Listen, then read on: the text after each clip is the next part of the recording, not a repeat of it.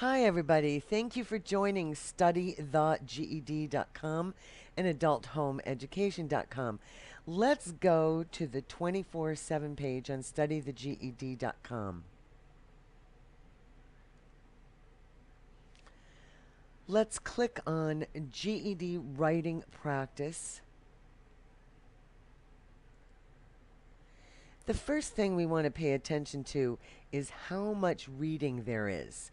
We've got about 45 minutes to write, and we have to read all of the information before we make decisions on what we're going to write about and what argument we are going to support.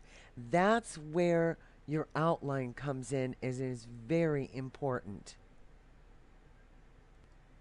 So let's take a look at the directions.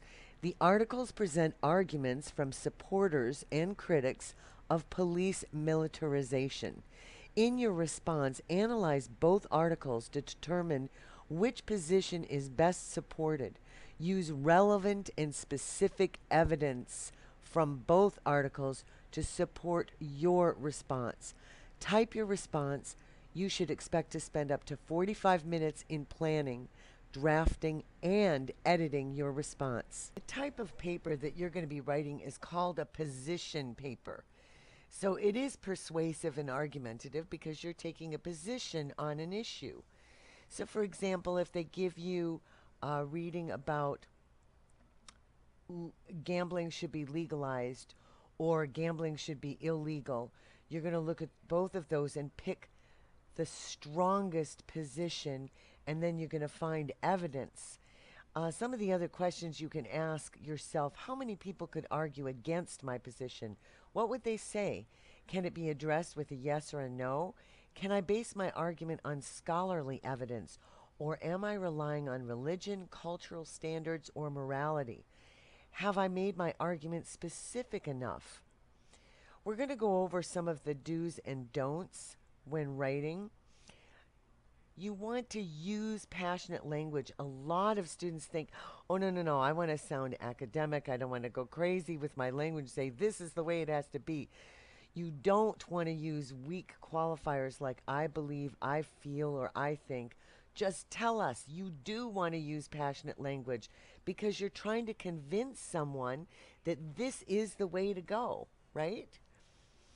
You do want to cite experts who agree with you from the reading. You don't want to claim to be an expert if you're not one. You do want to provide facts, evidence, and statistics to support your position, and you want to find as many of those as you can within your reading. You do not want to use strictly moral and religious claims to support your argument. You can use some, but you don't want to use all moral and religious claims. You want to provide reasons to support your claim, and never assume that the audience will agree with you about any aspect of your argument. You want to address the opposing side's argument and refute their claims.